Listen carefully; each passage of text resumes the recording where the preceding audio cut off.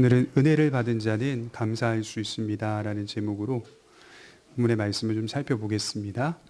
현대사회의 문제를 말하라고 한다면 감사에 인색한 사회다, 저는 이렇게 말하고 싶더라고요. 과학 문명의 발달이 인간에게 많은 혜택을 주었고 인류는 더 편리하게 살고 있음에도 불구하고 감사보다는 불평과 부족함을 더 많이 느끼고 있는 시대인 것 같습니다. 그래서 어떤 사회학자가 말하기를 인류가 발전할수록 만족하고 감사하기보다는 더 모자람과 부족함을 많이 느낀다, 이렇게 정의했습니다. 이게 맞는 말 같아요. 시대가 더 발전되고 과학 문명이 더욱 발전하고 또 우리의 삶을 윤택하게 하는데도 불구하고 더 많이 모자람을 느끼고 더 많이 부족함을 느끼며 살고 있는 것이 우리의 시대상이라고 볼 수가 있습니다. 솔로몬은 전도서 5장 10절에 말씀하기를 은을 사랑하는 자는 은으로 만족하지 못하고 풍요를 사랑하는 자는 소득으로 만족하지 못하나니 이것도 헛되도다. 은을 사랑하는 것 자체가 결국은 은으로 만족하지 못하는 인생을 살게 될 것이고, 풍요를 사랑하는 것 자체가 결국은 소득으로 만족하지 못하는 인생이 될 것이다. 인간은 그 어떤 것도 인간의 마음을 채울 수가 없다라고 하는 사실을 솔로몬이 인생을 다 살아보면서 이렇게 경험하게 된 것이죠. 분명히 보여지는 삶은 나아진 것처럼 보이지만 항상 부족하고 더 궁핍하게 느껴지는 시대입니다. 모아도 더 모자란 것처럼 느껴지고 불만만 많아지는 시대입니다. 그러다 보니 기본적인 감사조차도 잊어버린 채 우리는 늘 권리만 내세우며 살고 있습니다. 분명 우리는 지금 감사에 인색한 시대를 살아가고 있습니다. 여러분, 바울은 말세의 고통의 때가 온다고 했습니다. 그 고통의 때의 징조를 밝히 드러내고 있는데 우리 한번 찾아볼게요. 디모데후서 3장 1절입니다. 디모데후서 3장 1절입니다.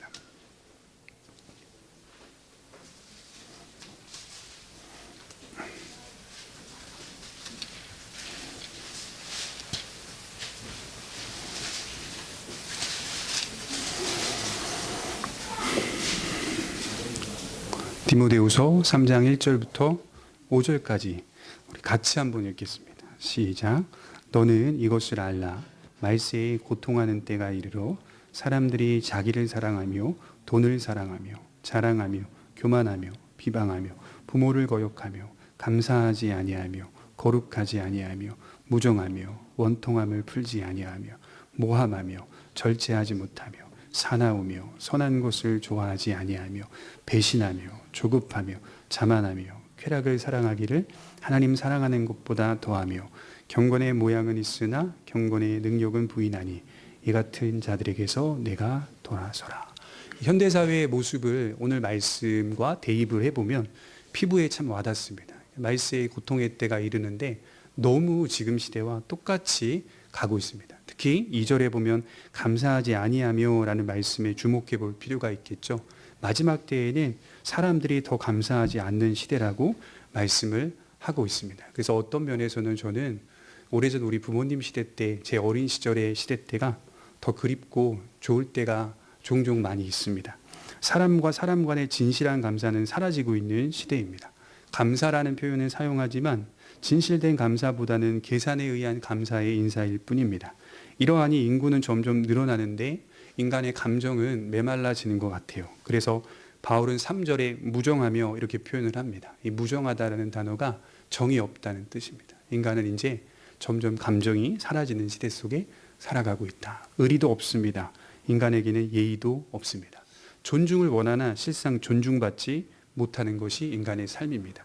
대한민국은 이미 OECD 국가 중에 자살률 1위입니다. 유명인들의 자살 소식은 이번 주에도 들렸죠. 계속 있어온 이야기입니다. 얼마나 많은 사람들이 스스로 목숨을 끊는지 서울에 있는 다리마다 전화기가 설치되어 있는 나라가 우리나라 아니겠습니까? 그럼 과연 우리 그리스도인들은 어떨까요? 우리 역시 실상 감사하며 살지 못하고 있습니다. 하나님의 은혜를 받았다고 하면서도 우리도 역시 부족함만 느끼고 불평하고 원망하기 쉽습니다. 그래서 여러분, 자살한 사람들의 이제 종교 성향을 통계를 내고 찾아보면 그렇게 교회 다니는 사람들이 많대요. 별반 다르지 않다는 얘기 아니겠어요?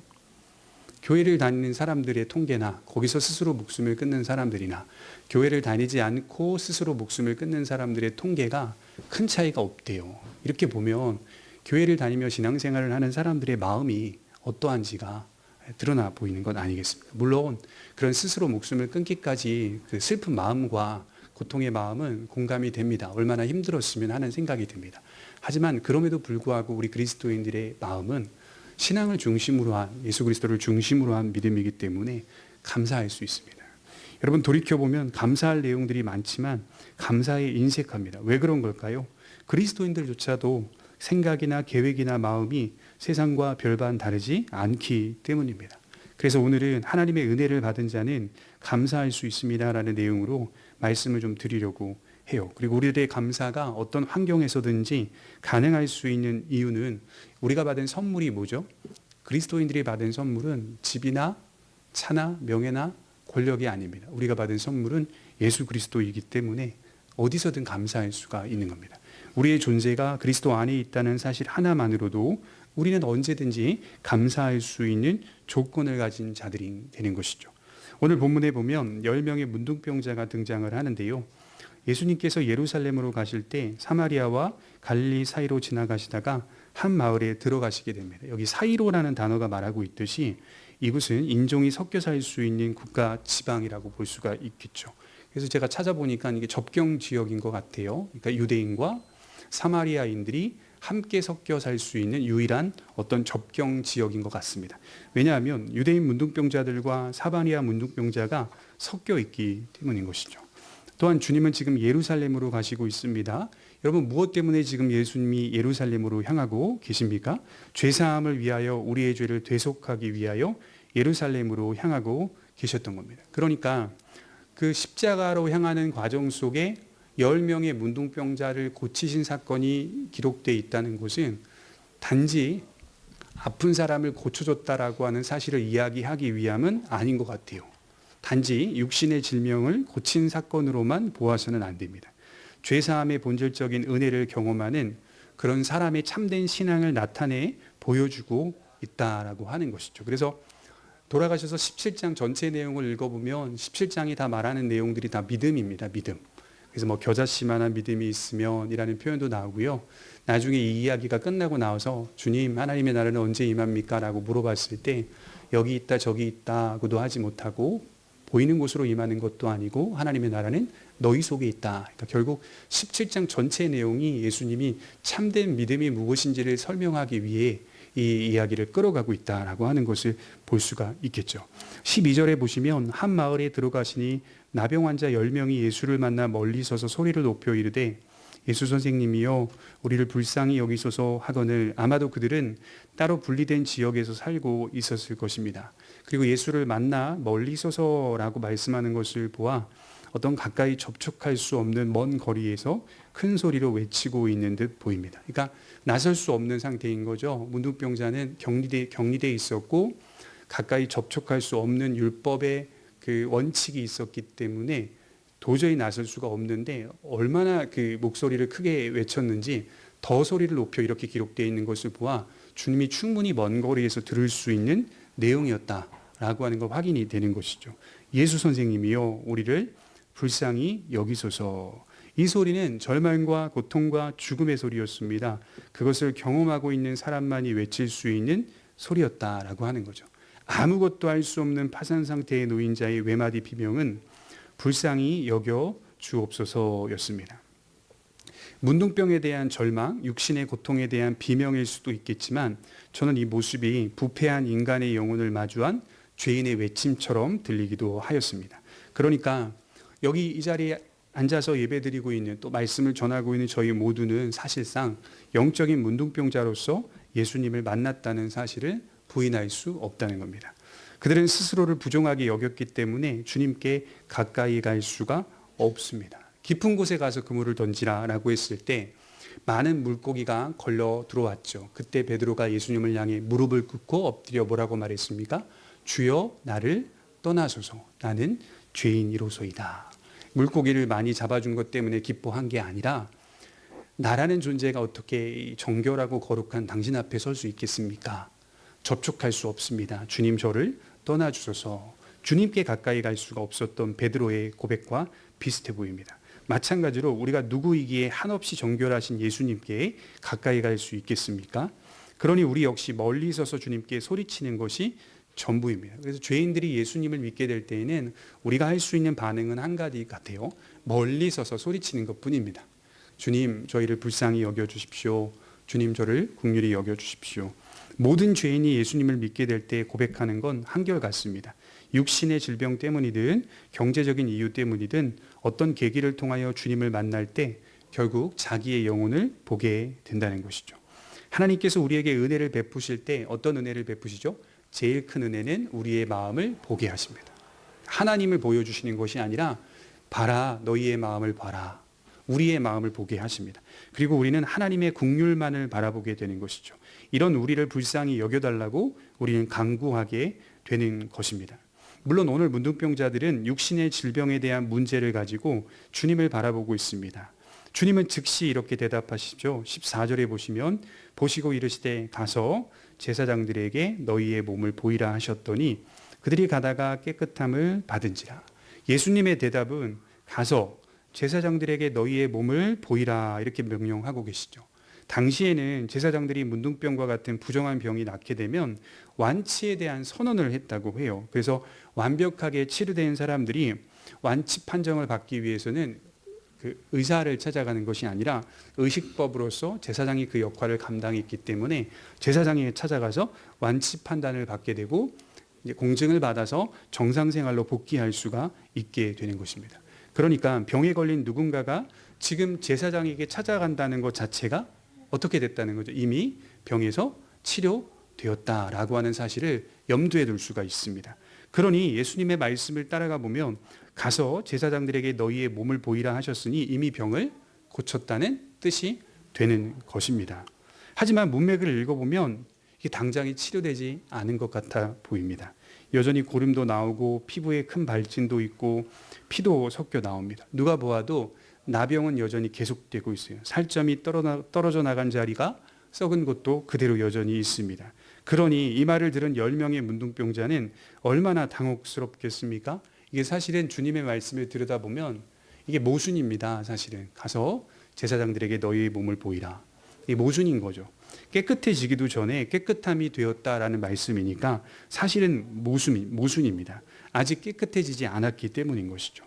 그러나 본문에서는 당황스러워하는 내용이 없어요. 오히려 자연스럽게 그들이 가다가 이렇게 기록되어 있어요. 그들이 가다가.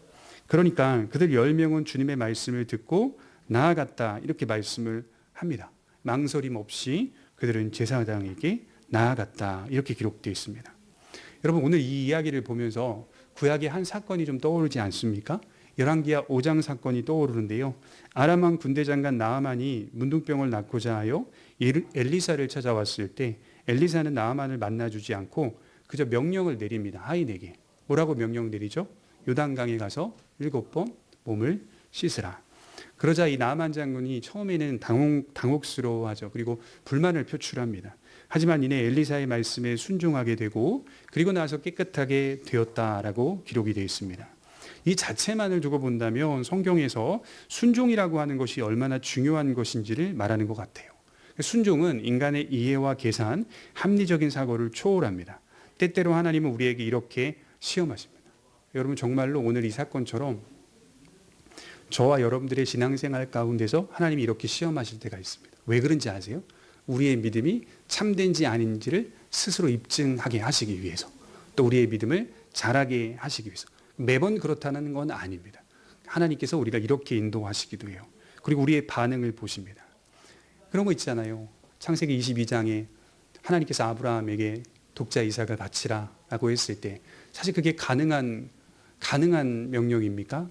아브라함이 볼 때는 불가능한 일인데도 아브라함은 한치의 망설임도 없이 모리아산으로 올라가서 이삭을 하나님께 드리게 되죠.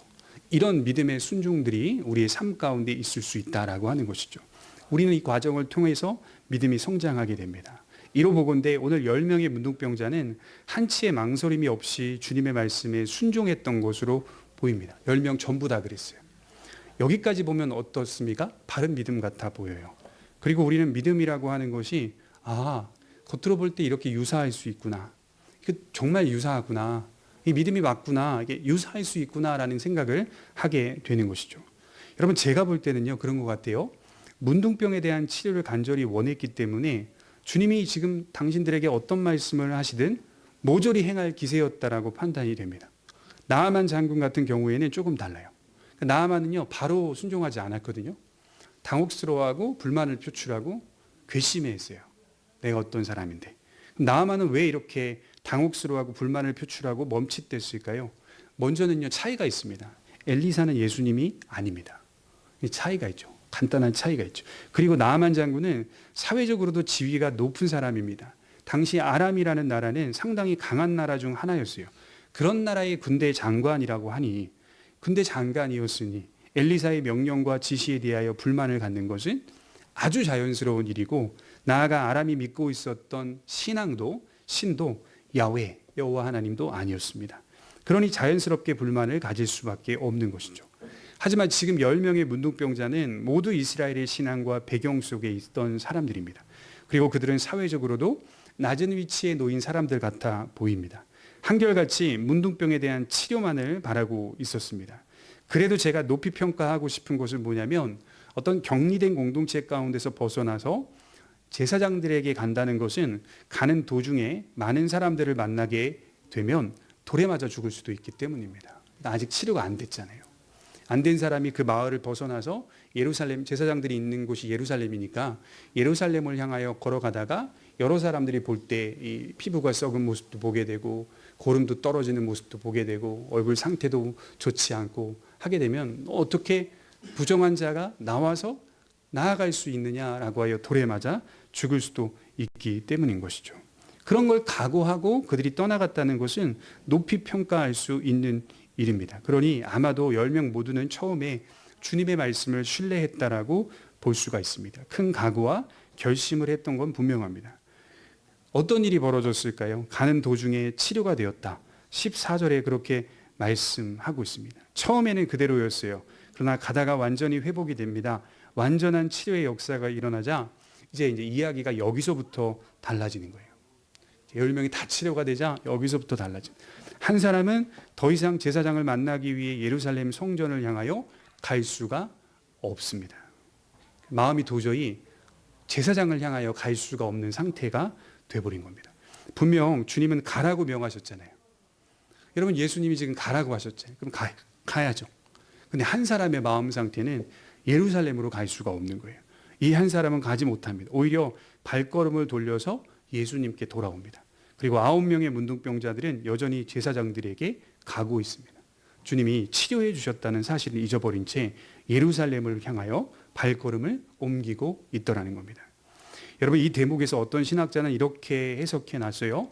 믿음의 확률은 10분의 1이다. 이렇게 얘기를 하더라고요. 믿음의 확률은 10분의 1이다. 하나님의 은혜를 알아 참되게 감사할 수 있는 확률은 10분의 1이다. 처음에는 똑같아 보였습니다. 그러나 결국은 다릅니다. 하나님의 은혜를 바르게 받은 자와 바르게 믿는 자의 차이가 보이셔야 하는 겁니다. 순종하는 믿음과 감사하는 믿음이 서로 결부되어 있는 이야기라는 것을 인식해야 합니다. 처음 9명의 문둥병자도 예수님의 말씀에 순종했습니다. 하지만 그 순종의 내용이 명백합니다. 주님의 능력만을 바라는 순종, 즉 믿음의 순종이 아닌 이적의 순종이었습니다. 그러니 자신의 소원이 이루어지면 얼마든지 떠날 수 있는 자들인 것이죠. 그러니까 예수님을 믿는다는 것 자체가 진리를 믿는 게 아닌 이유가 뭐냐면 예수님 당신을 우상으로서 믿을 수 있기 때문인 것이죠. 그러면 다른 신을 믿는 것과 똑같은 신앙의 태도를 가질 수밖에 없는 겁니다. 그러니 예수님을 믿는다는 것의 믿음의 내용이 자기의 소원과 자기 욕망으로 온통 가득 차 있다면 예수님은 황금 송아지밖에는 되지 못하는 겁니다. 그 사람에게는.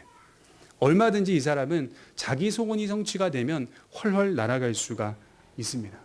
그저 정상적인 생활로 돌아가기를 간절히 열망했을 뿐입니다. 그들은 자기 소원에 대한 열망이 가득했습니다. 이것을 우상적 신앙이라고 표현하는 겁니다. 또는 이적적 믿음이라고 표현하는 겁니다. 결국 신앙의 대상을 바라보는 믿음이 아니라 내 소원에 대한 열망만 있을 뿐 은혜에 대한 감사는 찾아보기가 어렵습니다. 하지만 오늘 누가복음을 기록한 누가는 본문을 쓰면서 한 사람의 순종은 달랐다라고 말씀을 하고 있어요. 예수님의 능력을 믿는 믿음일 뿐만이 아니라 예수님을 구주로 믿는 믿음이었다. 이렇게 고백을 하는 거죠. 그도 역시 정상적인 생활로 복귀하고 싶었습니다. 사회생활로 돌아가기를 간절히 열망했을 것입니다. 그러나 그보다 먼저 행해야 할 것이 있으니 그것은 주님에 대한 감사였어요. 내 열망보다 먼저 기억해야 할 것은 주님에 대한 감사였다고요. 15절 한번 볼까요? 15절 16절입니다. 그 중에 한 사람이 자기가 낳은 것을 보고 큰 소리로 하나님께 영광을 돌리며 돌아와 예수의 발 아래에 엎드려 감사하니 그는 사마리아 사람이라. 누가는 10명이 치료된 사건에 우리를 집중시키지 않고요, 한 명의 참된 믿음에 대하여 소개하고 있는 겁니다. 그리고 그를 칭찬하고 있습니다. 그는 돌아와 예수님의 발 아래 엎드려 감사합니다. 엎드려 감사하는 표현은 예수께서 감사와 예배를 받기에 합당하신 분이라는 뜻입니다. 그러니까 감사가 예배와, 그러니까 경배와 결부되어 있는 의미라고 하는 겁니다. 주님께 감사하며 주님을 경배한다는 뜻입니다. 여러분, 참된 성도의 감사는 항상 하나님의 은혜에 대한 감사로 시작이 됩니다. 성도의 감사 생활의 시작은 언제나 하나님의 은혜로부터 시작이 됩니다. 그래서 우리는 이 시간 예배를 드리는데 사실 이 예배 속에는 감사가 있는 겁니다. 그러니까 우리가 드리는 모든 52주의 1년의 예배는요, 다윗의 표현대로 표현하자면 감사제입니다. 감사제. 감사제사입니다. 다 모든 시간마다 감사가 들어가 있는 내용입니다. 본문을 자세히 들여다보면 주님의 마음이 보이는데요, 예수님께서 10명의 문둥병자들에게 처음에는 뭐라고 말씀하셨죠? 14절에 가서 제사장들에게 너희의 몸을 보이라 이렇게 말씀하셨잖아요. 근데 지금 은혜를 아는 사람의 감사와 경배를 보시고는 조금 다른 말씀을 하고 계세요. 이것도 좀 모순인 것 같아요. 17절에 보시면 예수께서 대답하여 이르시되 10사람이 다 깨끗함을 받지 아니하였느냐? 그 9은 어디 있느냐? 이 이방인 외에는 하나님께 영광을 돌리러 돌아온 자가 없느냐 하시고, 처음에는 주님이 가라라고 명령하셨어요. 그런데 지금 말씀은 우리에게 좀 다른 인상을 주는데, 처음 말씀과 동일하려면 너 가다가 왜 왔냐? 이렇게 말씀하는 게 맞습니다. 너 내가 가라 그랬잖아. 그 말씀 따르고 순종해야지. 너 가다가 왜 왔냐? 이렇게 말씀을 하는 것이 더 낫습니다. 그러나 주님의 말씀을 들어보면 10명 다 치료되지 않았느냐? 그런데 왜 너만 왔느냐? 9은 어디 있느냐? 하나님께 영광을 돌리러 돌아온 자가 너뿐이더냐? 예수님의 본심이 드러나는데요, 감사와 경배를 받기를 원하신다는 겁니다. 주님은 언제나 감사와 영광을 받기 원하십니다. 그래서 믿음을 바르게 가진 사람은 언제나 주님의 본심을 잘 읽습니다. 주님의 마음에 합한 자라고 불리는 인물이 다윗이잖아요. 여러분, 다윗이 왜 성경에서 인정을 받냐면 다윗은 항상 하나님의 마음을 읽고 있는 사람이었거든요. 다윗은 항상 하나님의 사랑이 있기 때문입니다. 시편을 읽어보면요, 제가 요즘 욥기, 시편, 잠언, 전도서 이렇게 천천히 읽고 있거든요. 꼭 읽어보시면 귀합니다. 읽어보면 온통 하나님을 사랑하는 고백입니다. 온통 하나님을 의지하는 고백입니다. 온통 하나님을 신뢰하는 고백입니다. 자기의 불만도, 자기 인생의 불평도, 자기 인생의 원망도 온통 다 하나님 안에서 하고 있습니다. 너무 다윗이 귀합니다. 이게 경건이거든요. 어떤 말을 하여도 아이가 부모에게 찾아와 몸을 비비고 안기며 사랑의 표현을 합니다. 부모는 가라 했는데도 불구하고 자녀가 찾아와서 계속 몸을 비비고 안기고 사랑의 표현을 합니다. 부모는 내심 좋아합니다. 그게 부모의 본심이죠. 여러분, 창세기를 읽어보십시오. 처음 하나님께서 아담과 하와를 창조하셨을 때 에덴 동산의 모든 나무의 실과를 허용하셨습니다. 그러나 선악을 알게 하는 나무의 실과는 허용하지 않으셨습니다. 그 나무 하나는 아담과 하와에게 반드시 금지되어야 할 나무였습니다. 이유가 뭘까요? 선악과가 있으므로 자신들을 창조하신 하나님의 목적이 뚜렷하게 보이기 때문입니다. 여러분, 선악과를 보면서 이렇게 말하는 분도 있었거든요. 제가 알기로는 왜 굳이 만들지 않아도 되는 나무를 만들어가지고 인간이 지키지도 못하게 만드냐? 하나님을 향하여 불평하는 사람들이 있습니다. 한 번만 관점을 바꾸어서 생각해 보십시오. 선악과를 보면서 인간이 어떻게 고백할 수 있겠습니까? 아, 감사하다. 다 주셨구나, 우리에게. 그리고 우리에게 유익하지 않은 나무 하나는 하나님이 빼주셨구나. 다 주셨구나. 그러니까 선악과를 보면서 아담과 하와는 감사했어야 맞습니다. 모든 것을 우리에게 주시고 하나님처럼 대우하시는 하나님의 지혜와 사랑과 생명 앞에서 감사의 고백이 나오는 것이 맞습니다. 그러나 불평하고 원망하고 있다라고 하는 것이죠. 인간 창조의 목적은 우리를 통하여 감사와 영광을 받기 위함이었습니다. 인간은 하나님께 감사하고 하나님께 예배하는 존재로 창조되었습니다. 이것이 제일 큰 목적이에요. 이 본심을 아는 사람만이 바울의 고백이 이해가 되는 것이죠. 고린도전서 10장 31절에 그런즉 너희가 먹든지 마시든지 무엇을 하든지 다 하나님의 영광을 위하여 하라. 일상의 작은 순간까지도 포착하라는 거죠. 내가 먹고 마시는 작은 순간까지도 포착하여 하나님께 영광을 돌리는 우리의 삶이 돼야 한다는 것입니다. 이것이 바로 하나님의 본심입니다. 야, 뭐 그런 것까지도 하나님께 감사하냐? 이렇게 말할 수가 없다라고 하는 것이죠. 여러분, 요즘은 창조를 보면서 감사하게 되잖아요. 길거리만 지나가도 단풍이 져서 낙엽을 받는 이제 소리, 그 다음에 단풍잎이 색깔이 매일매일 달라지는 그 모습을 보면서 하나님께서 우리를 사랑하시는구나, 일반적인 차원에서도 느낄 수 있어야 되거든요. 하나님이 이렇게 우리를 사랑하셔서 우리에게 주시는구나 라고 하는 사실, 일반 은총 가운데서도 충분히 느낄 수가 있는 것이죠. 하나님의 은혜를 받은 자는 모든 것을 헤아려 봅니다. 항상 하나님의 은혜를 깊이 묵상하며 모든 것을 헤아려 봅니다. 그리하여 하나님의 사랑을 더 깊이 깨달아 발견하게 됩니다.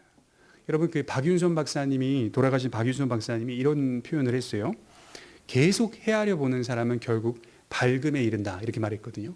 하나님의 은혜에 대한 밝음에 이른다, 어두워지지 않는다, 이렇게 말을 했거든요. 우리가 매일매일 하나님의 은혜를 헤아려 보면 볼수록 영적인 밝음에 이르게 된다라고 하는 것이죠. 시편 116편 12절에 보면 다윗이 이런 고백을 했어요. 내게 주신 모든 은혜를 내가 여호와께 무엇으로 보답할까? 나는 이제 무엇으로 보답할까? 다윗은 항상 주신 모든 은혜들을 헤아려 보았습니다. 본질적으로는 구원의 노래를 부르고 있습니다. 죄인된 우리를 구속하사 영원한 생명을 주신 하나님의 은혜를 찬양하는 것이고, 동시에 일상의 모든 것들을 하나님께서 주셨다, 은혜로 주셨다라고 하는 사실에 감사하는 고백입니다. 그래서 감사는, 성도의 감사는 보이지 않는 영원한 생명에 대한 감사도 있고, 이게 본질적인 감사죠. 대속의 은혜에 대한 감사도 있고, 그리고 지금 저희가 만지고 있는 것들, 보고 있는 것들에 대한 감사도 있습니다. 일상의 모든 순간들까지도 다 하나님의 은혜 안에 주어진 것임에 감사할 수 있습니다. 그리고 이 은혜에 대한 책임과 반응으로 고백하는 겁니다. 무엇으로 보답할꼬? 이 고백은 사실 무엇으로도 보답할 수 없습니다라는 뜻입니다. 내게 있는 것들 중에 아무리 좋은 것을 드려도 하나님께 받은 은혜는 보답할 수 있는 것이 아닙니다라는 뜻입니다. 다만 그런 자세와 태도를 견지하겠다, 보답하는 마음으로 살겠다, 이 고백을 다윗이 하고 있는 겁니다. 그러니까 보답을 못하니까 다윗이 나중에 뭐라고 말하냐면, 내게 주신 모든 은혜를 내가 여호와께 무엇으로 보답할까? 그리고 나오는 얘기가, 내가 구원의 잔을 들고 여호와의 이름을 부르며 내가 주께 감사제를 드리고 여호와의 이름을 부르리이다. 여호와의 이름을 찬송하며 사는 것만이 하나님께 보답하며 사는 길이다 라고 하는 정말 본질적인 고백을 하고 있는 것입니다. 여러분, 감사를 안 하는 사람의 특징이 뭘까요? 간단하잖아요. 감사를 안 하는 사람의 특징, 감사는 겸손한 사람만이 할 수 있는 겁니다. 하나님의 은혜에 대한 감사가 없으면 교만하다라고 하는 증거입니다. 교만한 사람은 감사를 못합니다. 만나보시면 교만한 사람은 감사를 안 합니다. 자기 삶에 절대 감사 안 합니다. 하나님의 은혜가 아니라 자신의 무엇 때문에 은혜를 받은 것이라고 착각합니다. 오늘 말씀도 다르게 이해 한번 해볼까요? 9명의 사람들이 이렇게 생각할 수도 있잖아요. 봐라, 우리가 믿었더니 치료되었다. 모순되는 말씀에 순종했더니 우리의 의지 때문에 이런 일이 일어났다. 은혜를 은혜로 여기지 않고 은혜를 받은 증거가 있음에도 해석을 다르게 합니다. 주님이 고쳐주셨는데도 주님의 고치심 때문이 아니라 나의 무엇 때문에 이런 일이 일어났다고 생각을 하는 거죠. 교만한 사람의 특징은 그대로 제사장들에게 가버리는 거예요. 그대로 그냥. 왜? 자기의 삶의 열망만 있잖아요. 정상 생활로의 복귀, 자기 소원의 열망, 그거 하나만 지금 붙잡고 있는 거거든요. 은혜에 대한 감사가 나오지 않습니다. 은혜를 경험하였으면서도 헐헐 날아갈 뿐입니다. 헐헐 날아가요. 이게 가끔 이렇게 하늘을 쳐다보면요, 여기 서구에서는 많이 발견되는 것 같아요. 철새들이 이렇게 V자 모양 아니면 역V자 모양으로 이렇게 탁 전열을 가다듬고 훨훨 날아가는 모습들을 종종 보십니까? 이거 보면요, 정말 멀리 날아갑니다. 그걸 며칠 전에도 이렇게 보면서 느끼는데요. 하나님의 은혜를 받은 사람은요, 은혜를 받은 경험이 있어도요, 활활 날아갑니다. 나중에는 안 보여요. 하나님의 자리로 돌아오지도 않더라고요. 여러분, 이스라엘이 광야에서 하나님의 은혜를 너무 많이 받은 결과 어떤 일이 벌어졌을까요? 진짜 광야에서 이스라엘만큼 하나님의 은혜를 많이 받은 민족이 어디 있어요? 근데 어떤 일이 벌어졌냐면 그분의 은혜를 심상히 여기게 됩니다. 심심하게 여겼다, 이런 뜻입니다. 너무 은혜가 많이 주어지니까 심심하게 생각하기 시작합니다.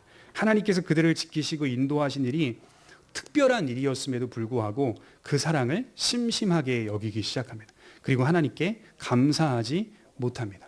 아주 정확하게 말해주고 있는 본문이 있는데요. 우리 이사야서 1장 1절 한번 찾아보겠습니다. 이사야서 1장 1절입니다.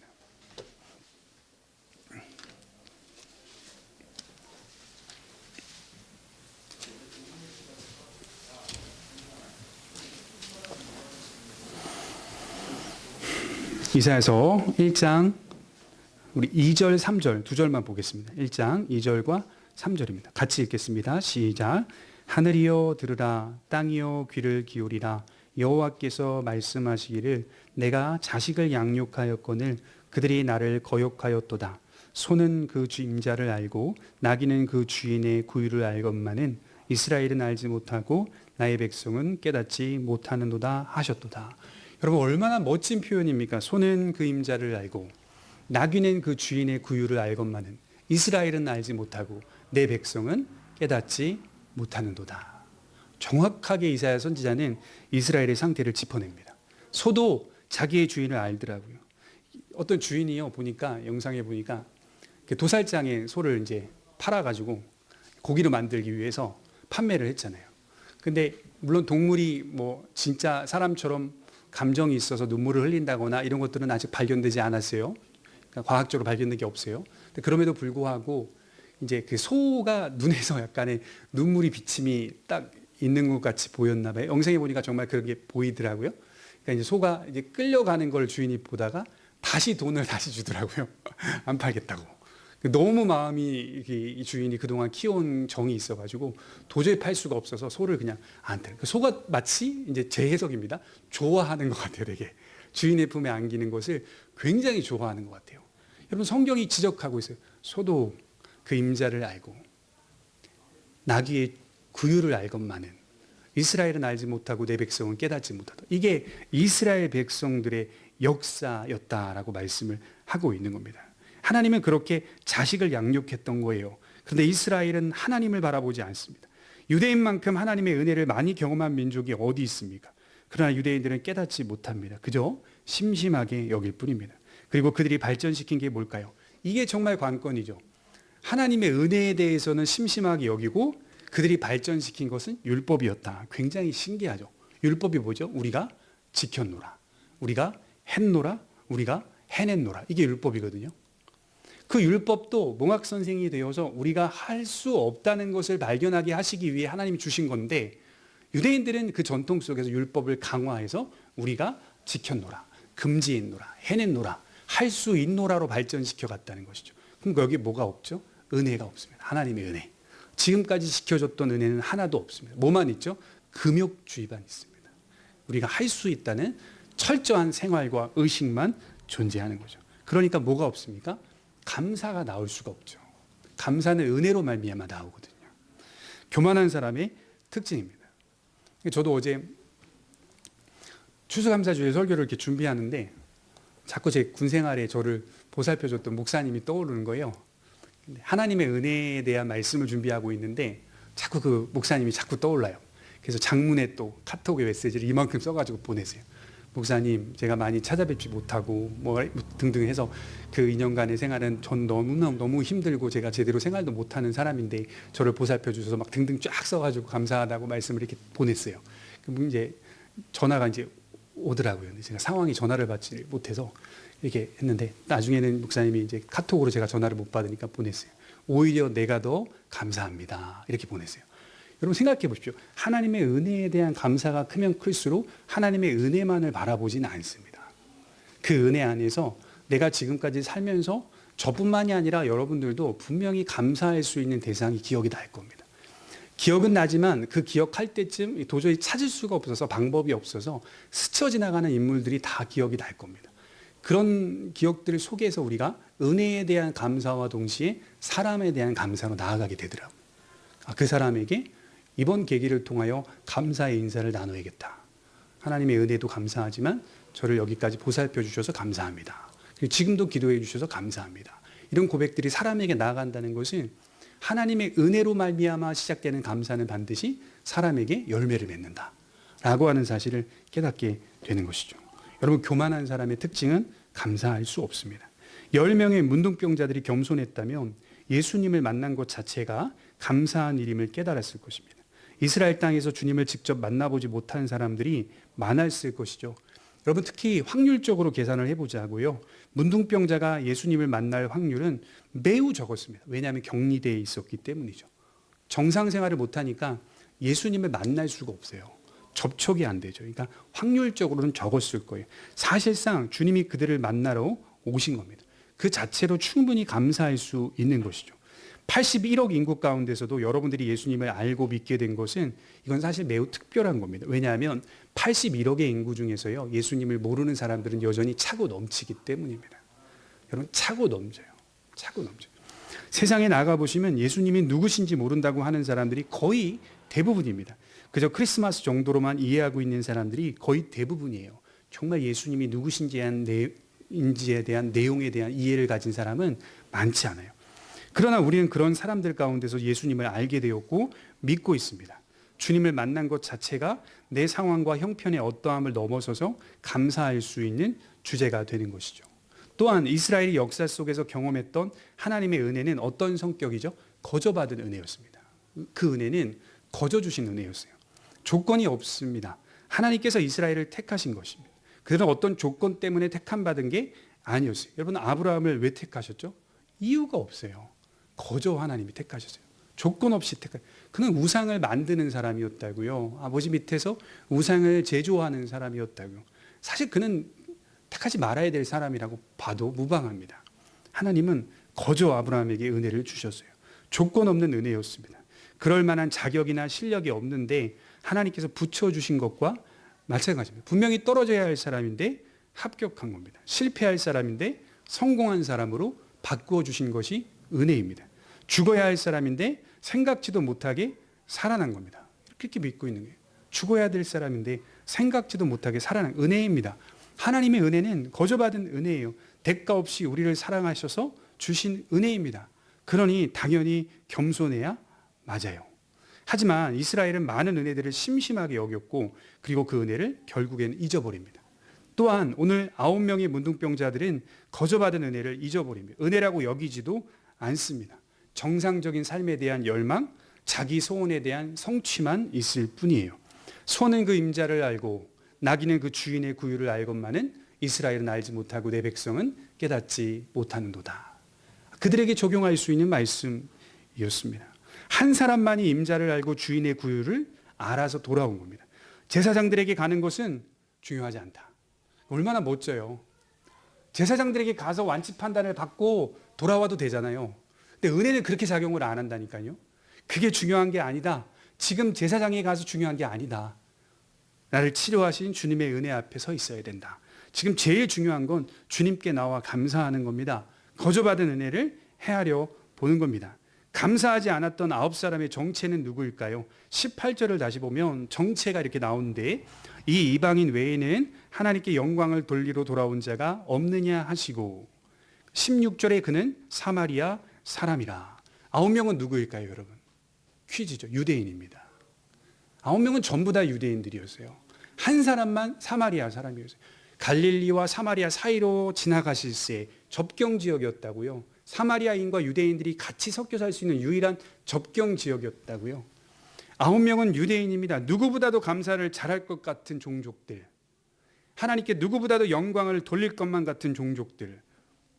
9사람은 유대인이었습니다. 멸시받고 천대받던 사마리아 사람은 겸손히 주님의 은혜에 대하여 감사하였으나 유대인 9명은 은혜를 은혜로 여기지 않고 은혜를 잊어버리고 제 갈 길을 걸어갔다는 겁니다. 여러분 조금만 한번 알레고리적으로 생각을 해볼까요? 상징적으로. 예수님은 누구십니까 도대체? 예수님은 여기 본문에 기록된 사마리아 사람인 거죠. 어떻게 보면. 예수님의 평생의 삶 가운데 멸시천대 조롱 다 받으시면서 하나님 아버지께는 감사하며 공생애를 보냈습니다. 예수님은 은혜에 대한 감사를 지속적으로 성부 하나님께 영광을 돌려드렸습니다. 그렇지만 많은 유대인들은 예수님을 향하여 조롱하고 멸시했습니다. 그리고 무시했습니다. 배척했습니다. 예수님 역시 사마리아인과 같은 삶을 사셨던 거예요. 유대인임에도 불구하고 사마리아인과 같은 삶을 사셨던 분입니다. 그러나 분명한 사실은 예수님 역시 성부 하나님의 은혜와 사랑과 그 영광을 잊어버리지 않습니다. 늘 언제나 성부 하나님께 영광을 돌리며 그 관계를 우리들에게 증명하고 나타내 보여주고 계십니다. 믿음은 항상 예측을 벗어나서 세상에서 가장 약한 사람에게서 발견이 된다는 말이죠. 저도 많이 목회하진 않았지만 가끔 놀랄 때가 그런 거거든요. 아, 저분은 정말 믿음이 없겠구나 했는데 믿음이 있는 고백과 믿음이 있는 행위를 보이시는 분들이 있었어요. 그런 것들을 볼 때 와, 이게 예측을 벗어나는구나. 믿음이 있겠노라, 굳건하겠노라. 내가 다른 사람들에게 저 사람을 자랑할 만큼 저 사람은 그런 사람이에요. 믿음이 있는 사람이에요. 저 사람은 그런 사람. 자랑을 해도 그 사람들은 이제 실망을 주게 되고 그렇지 못한 사람들 가운데 진정한 믿음의 그 실력을 나타내는 분들이 있더라고요. 예측을 벗어나는 거죠. 아, 하나님의 은혜가 누군가에게 임할 때 나는 나로서 인간의 눈을 가지고 판단할 수밖에 없지만 이게 판단이 미스가 되는 일들이 너무 많구나. 예측을 벗어나서 정말 가장 약한 사람에서 가장 능력 있는 믿음이 발견될 수 있구나 라고 하는 사실을 깨닫게 되는 것이죠. 천대받고 멸시받고 조롱받는 사마리아 사람이 가진 믿음은 하나님의 자녀된 믿음이었습니다. 그래서 주님은 그 믿음을 확언하세요. 19절 마지막 절에 보면 그에게 이르시되 일어나 가라. 내 믿음이 너를 구원하였느니라 하시더라. 너희 믿음은 영생을 얻을 만한 믿음이다. 그 얘기를 하는 것이죠. 하나님을 즐거워하며 하나님을 모시는 믿음만이 참된 믿음이라는 뜻입니다. 우리가 잘 아는 대표적인 말씀이 하나 있는데요. 데살로니가전서 5장 16절에 항상 기뻐하라. 쉬지 말고 기도하라. 범사에 감사하라. 이것이 그리스도 예수 안에서 너희를 향하신 하나님의 뜻이니라.